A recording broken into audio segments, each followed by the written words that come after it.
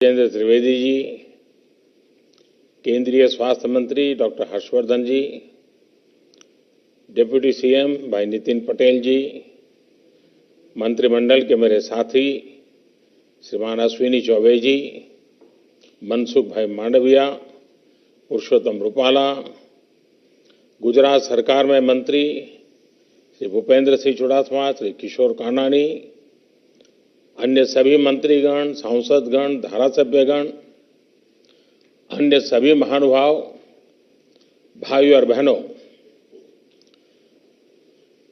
नया साल दस्तक दे रहा है। आज देश के मेडिकल इंफ्रास्ट्रक्चर को मजबूत करने वाली एक और कड़ी जुड़ रही है। राजकोट में all India institute of medical sciences का शिलान्यास गुजरात के साथ साथ पूरे देश में स्वास्थ्य और मेडिकल एजुकेशन के नेटवर्क को उसके कारण बल मिलेगा। भाई और बहनों, साल 2020 को एक नई नेशनल हेल्थ फैसिलिटी के साथ विदाई देना इस साल की चुनौतियों को भी दर्शाता है और नए साल की प्राथमिकताओं को भी स्पष्ट करता है। ये साल पूरी दुनिया के लिए स्वास्थ्य के रूप में अभूतपूर्व चुनौतियों का साल रहा है। इस साल ने दिखाया है कि स्वास्थ्य ही संपदा है। ये कथा हमें हमारे पूर्वजों ने क्यों सिखाई है, ये हमें बार बार क्यों रटाया गया है, ये 2020 ने हमें भली भांति सिखा दिया।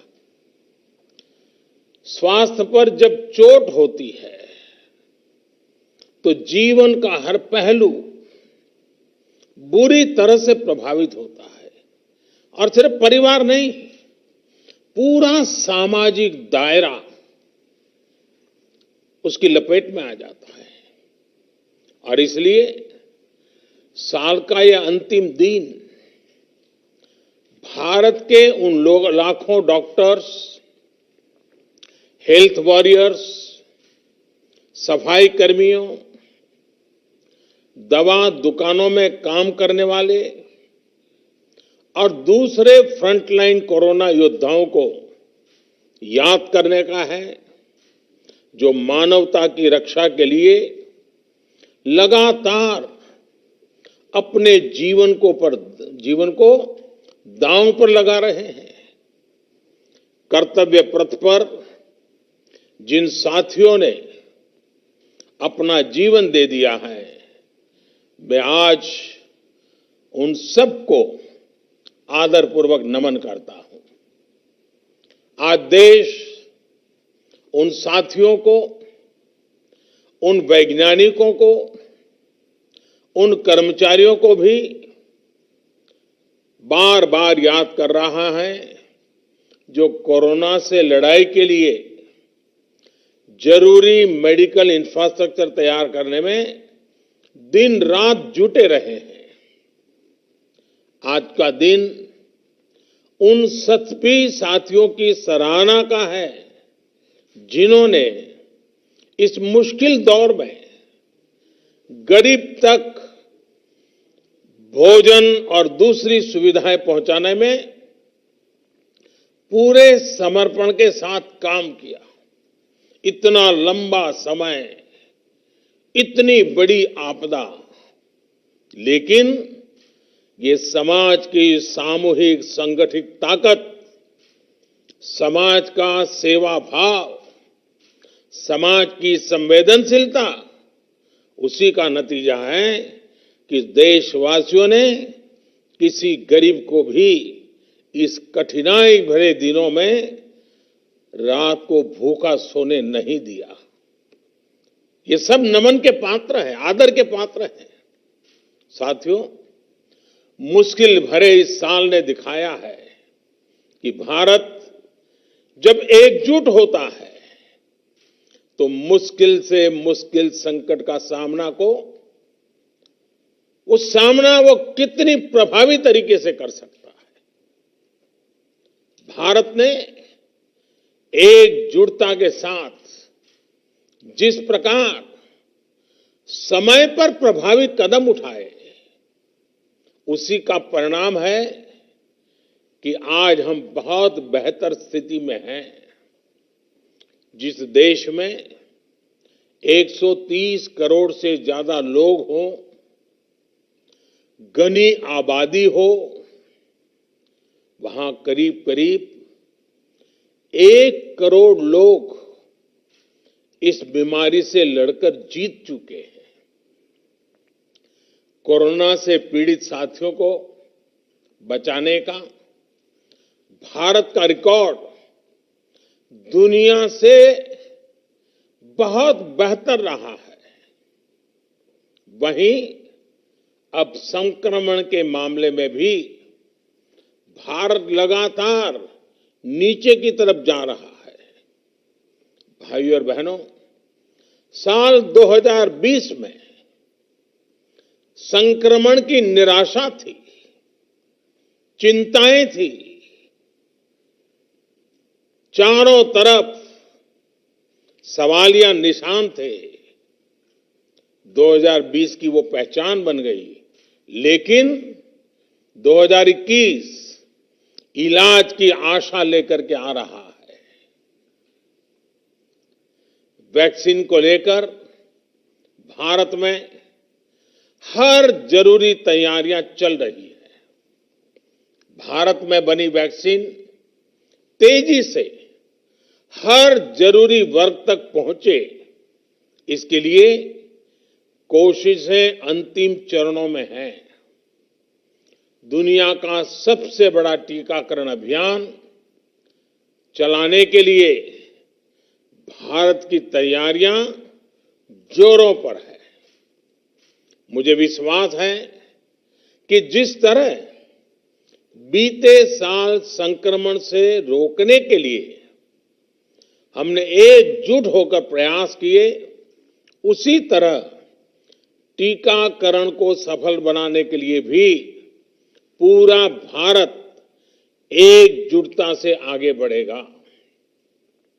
साथियों, गुजरात में भी संक्रमण को रोकने के लिए और अब टीकाकरण के लिए तैयारियों को लेकर प्रशंसनीय काम हुआ है।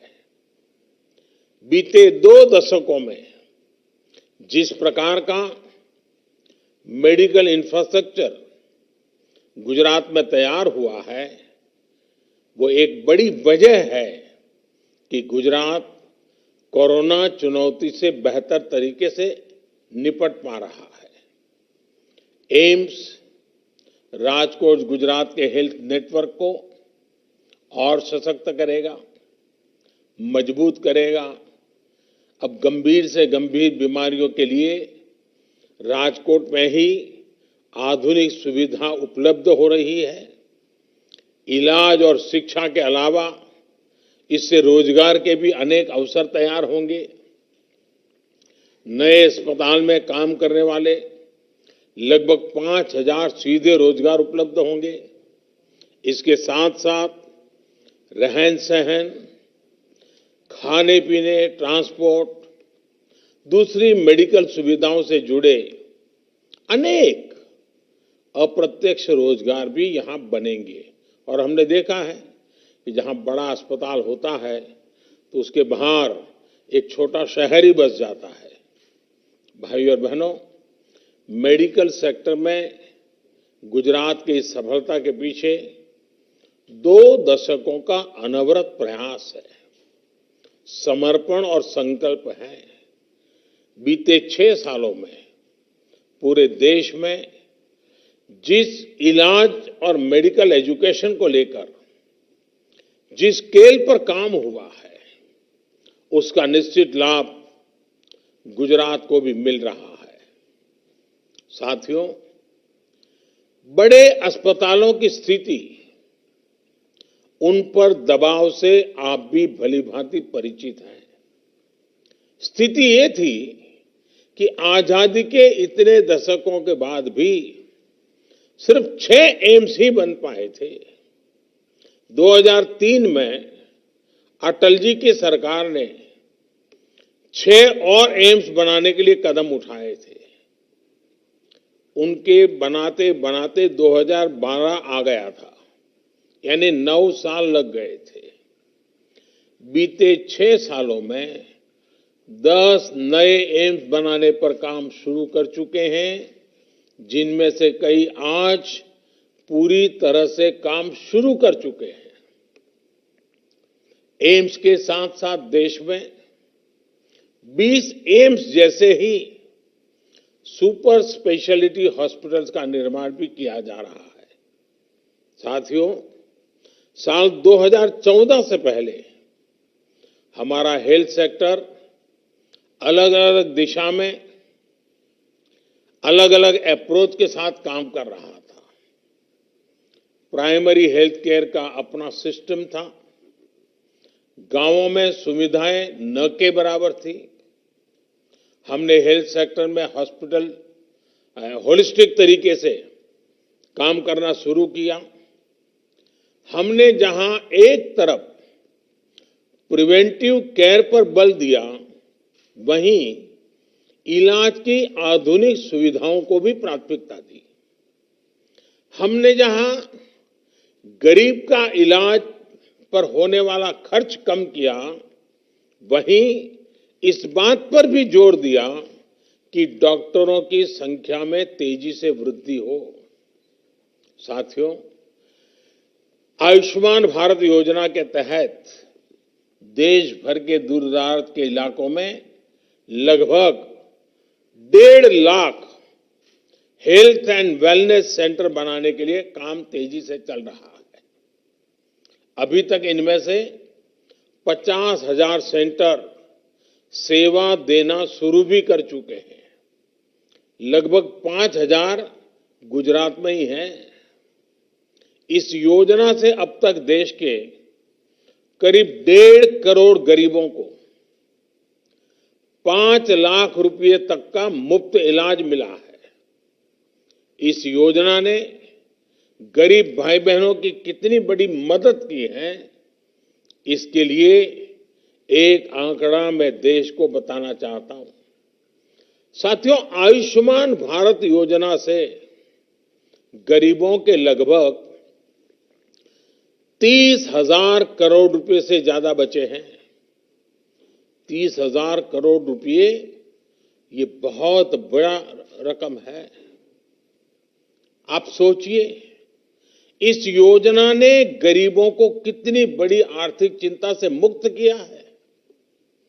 कैंसर हो, हार्ट की प्रॉब्लम हो, किडनी की परेशानी हो, अनेकों गंभीर बीमारियों का इलाज मेरे देश के गरीबों ने मुफ्त कराया है, और वो भी अच्छी अस्पतालों में।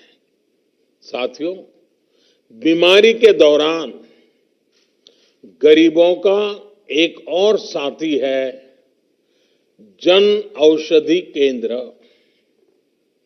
देश में लगभग 7,000 जन औषधि केंद्र गरीबों को बहुत ही कम कीमत पर दवाइयां उपलब्ध करा रहे हैं।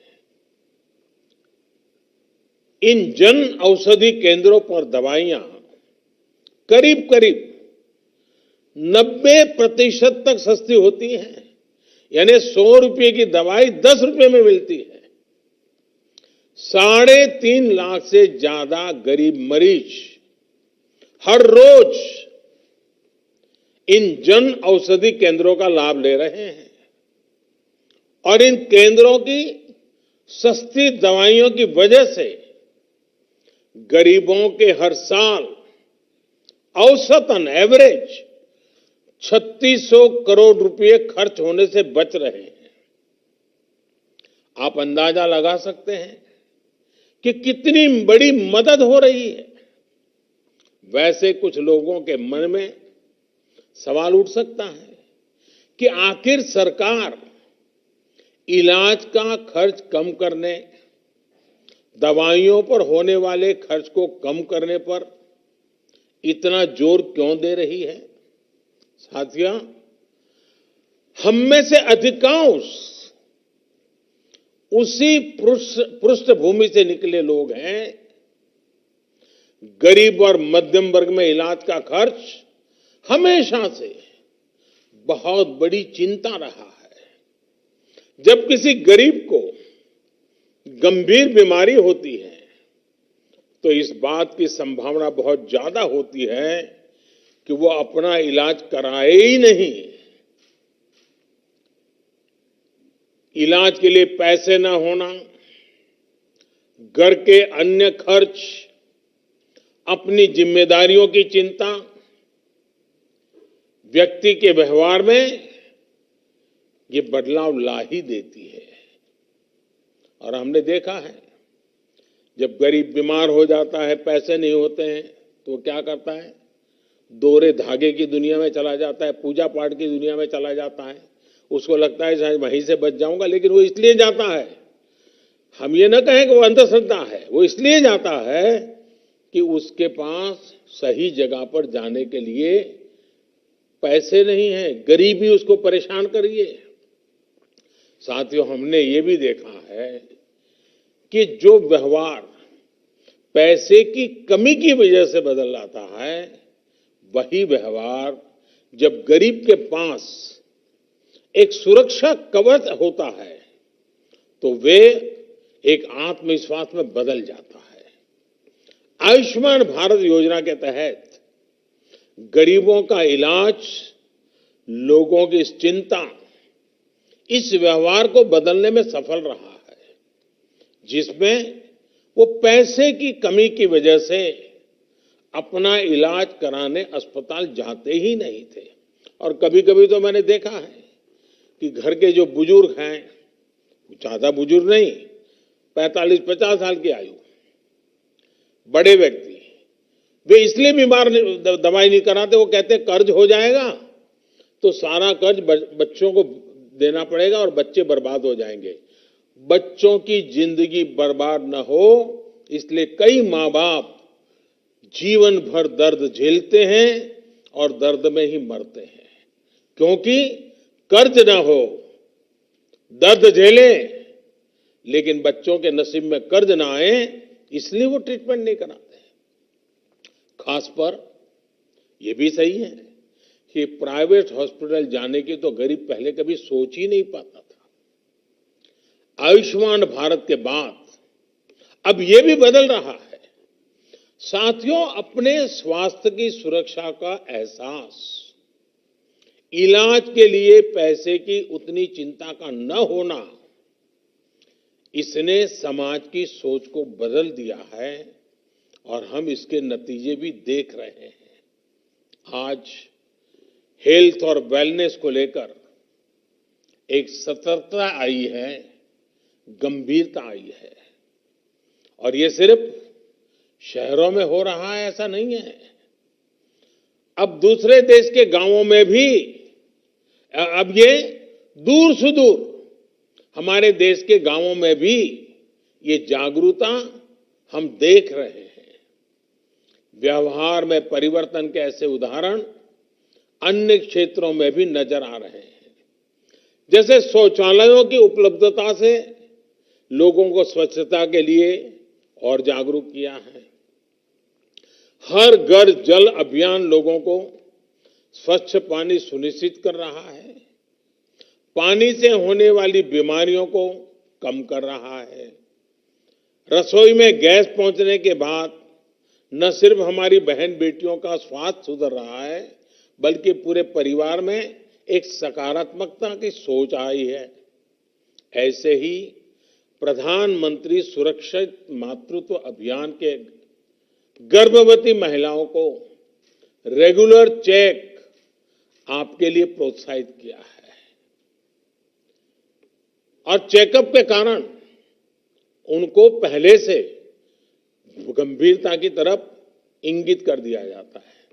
इसका लाभ ये हो रहा है कि गर्भावस्था के दौरान जो कॉम्प्लिकेटेड केसेस होते हैं वो जल्दी पकड़ में आते हैं और उनका समय पर इलाज भी होता है। वहीं प्रधानमंत्री मातृ वंदना योजना के द्वारा ये सुनिश्चित किया जा रहा है कि गर्भवती महिलाओं को पर्याप्त पोषण मिले, देखभाल मिले। पोषण अभियान ने भी उनमें जागरूकता बढ़ाई है। इन सारे प्रयासों का एक बहुत बड़ा लाभ ये मिला है कि देश में मैटरनल मोर्टेलिटी रेट, माता मृत्यु दर पहले के मुकाबले काफी कम हो रहा है। साथियों, सिर्फ आउटकम पर परिणाम पर ही फोकस करना काफी नहीं होता है।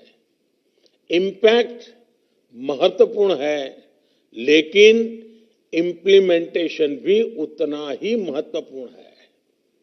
और इसलिए मैं समझता हूं कि व्यवहार में व्यापक परिवर्तन लाने के लिए हमें सबसे पहले प्रक्रिया में सुधार करना आवश्यक होता है। बीते वर्षों में देश ने इस पर बहुत जोर दिया गया है। इसका नतीजा यह है, हम देख रहे हैं कि देश के हेल्थ सेक्टर में जहां जमीनी स्तर पर बदलाव आ रहा है और लोगों को जो सबसे बड़ी चीज मिली है वो है एक्सेस, स्वास्थ्य सुविधाओं तक उनकी पहुंच। और मैं स्वास्थ्य और शिक्षा के एक्सपर्ट से आज ये भी आग्रह करूंगा कि वो सरकार की इन योजनाओं का बेटियों की एजुकेशन पर जो प्रभाव पड़ा है उसका जरूर अध्ययन करें। ये योजनाएं, ये जागरूकता एक बड़ी वजह है जो स्कूलों में बेटियों के ड्रॉप आउट रेट में कमी ला रही है। साथियों, देश में मेडिकल एजुकेशन को बढ़ावा देने के लिए भी मिशन मोड पर काम चल रहा है। मेडिकल एजुकेशन की मैनेजमेंट में जुड़ी समस्याओं में रिफॉर्म्स किए, पारंपरिक भारतीय चिकित्सा से जुड़ी शिक्षा में भी जरूरी रिफॉर्म्स किए। नेशनल मेडिकल कमीशन बनने के बाद हेल्थ एजुकेशन में क्वालिटी भी बेहतर होगी और क्वांटिटी को लेकर भी प्रगति होगी। ग्रेजुएट्स के लिए नेशनल एग्जिट टेस्ट, उसके साथ साथ 2 साल का पोस्ट एमबीबीएस डिप्लोमा हो या फिर पोस्ट ग्रेजुएट डॉक्टर के लिए डिस्ट्रिक्ट रेसिडेंसी स्कीम हो, ऐसे नए कदमों से जरूरत और गुणवत्ता दोनों स्तर पर काम किया जा रहा है। साथियों, लक्ष्य ये है कि हर राज्य तक एम्स पहुंचे और हर 3 लोकसभा क्षेत्र के बीच में एक मेडिकल कॉलेज जरूर हो। इन्हीं प्रयासों का परिणाम है कि बीते 6 साल में एमबीबीएस के 31,000 नई सीटें और पोस्ट ग्रेजुएट में 24,000 नई सीटें बढ़ाई गई है।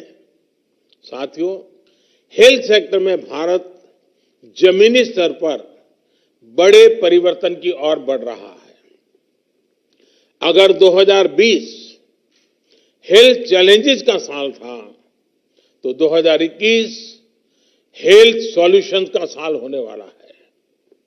2021 में विश्व स्वास्थ्य को लेकर से और ज्यादा जागरूक होकर समाधानों की तरफ बढ़ेगा।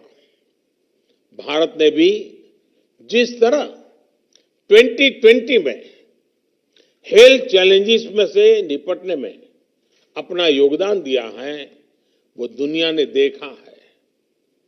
मैंने शुरू में इनका जिक्र भी किया है।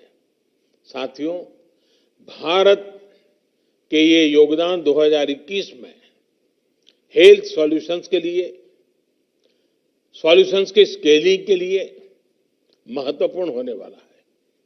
भारत फ्यूचर ऑफ हेल्थ और हेल्थ ऑफ फ्यूचर दोनों में ही सबसे महत्वपूर्ण रोल निभाने जा रहा है। जहां दुनिया को कॉम्पिटेंट मेडिकल प्रोफेशनल्स भी मिलेंगे, उनका सेवा भाव भी मिलेगा। यहां दुनिया को मास इम्यूनाइजेशन का एक्सपीरियंस भी मिलेगा और एक्सपर्टाइज भी मिलेगी। यहां दुनिया को हेल्थ सॉल्यूशंस और टेक्नोलॉजी को इंटीग्रेट करने वाले स्टार्टअप्स और स्टार्टअप इकोसिस्टम भी मिलेगा।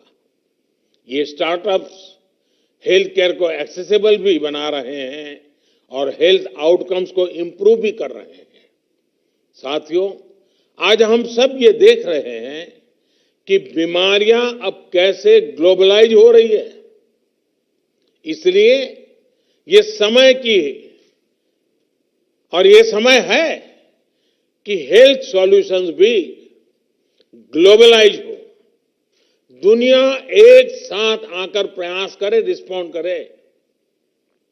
आज अलग थलग प्रयास, साइलोज में काम करना, ये रास्ता काम आने वाला नहीं है। रास्ता है सबको साथ लेकर चलना, सबके लिए सोचना।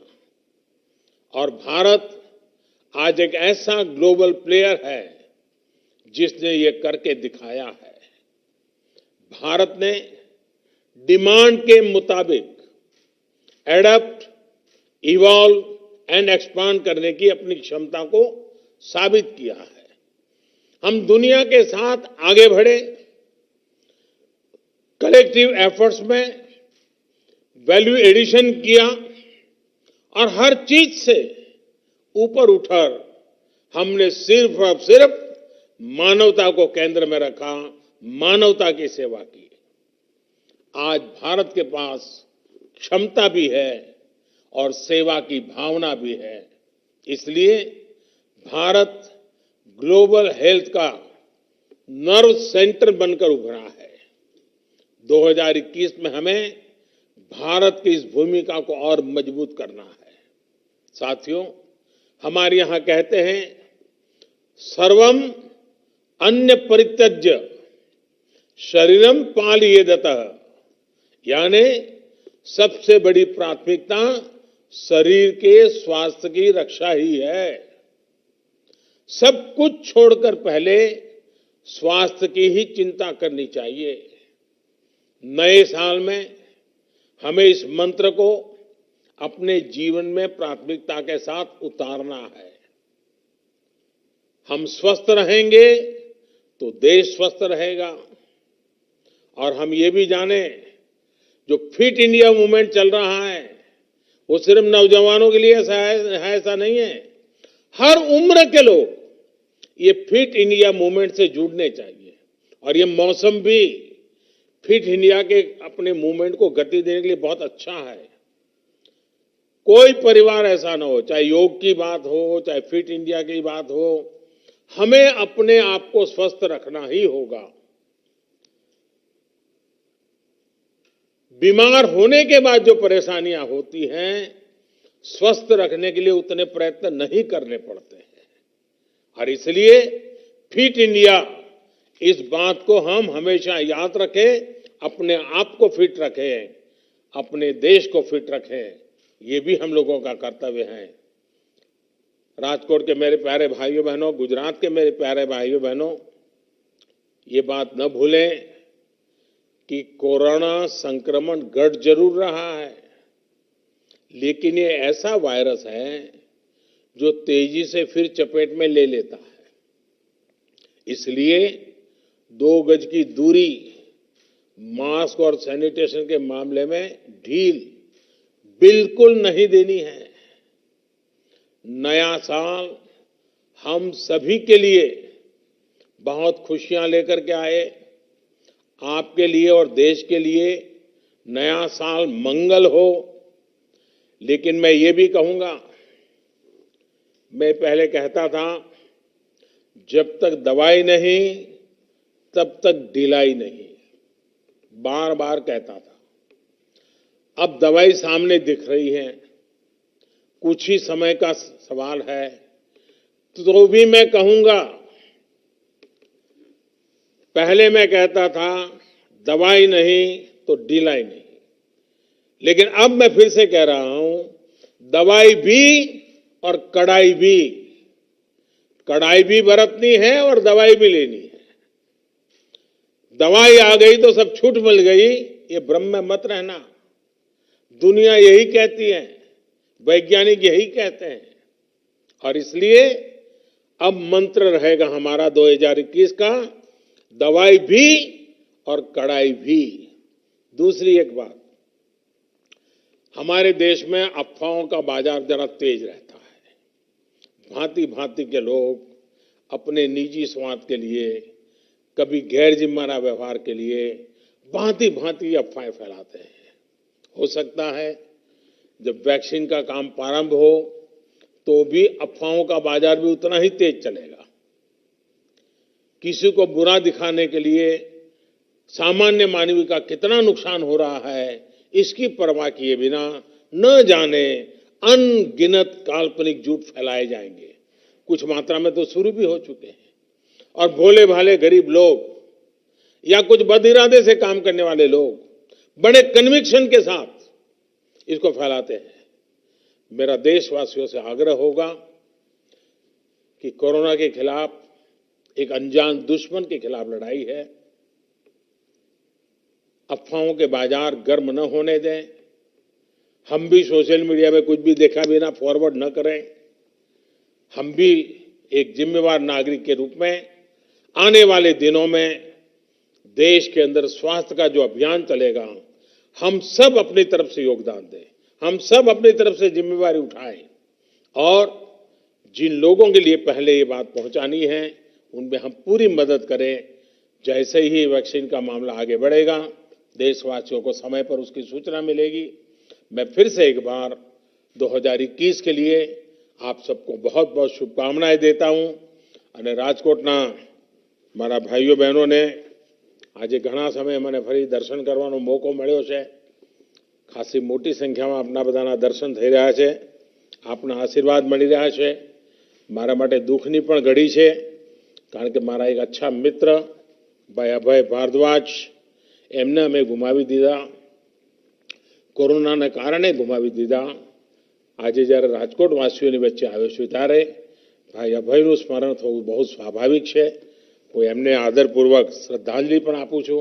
અને ફરી એકવાર રાજકોટ વાસીઓને, ગુજરાત વાસીઓના, એમ્સ ગુજરાતના કોને કોનાના લોકો માટે છે, સૌ ગુજરાત વાસીઓને એમ્સ માટે અનેક અનેક શુભકામનાઓ, નવા વર્ષની ખૂબ ખૂબ શુભકામનાઓ। ધન્યવાદ।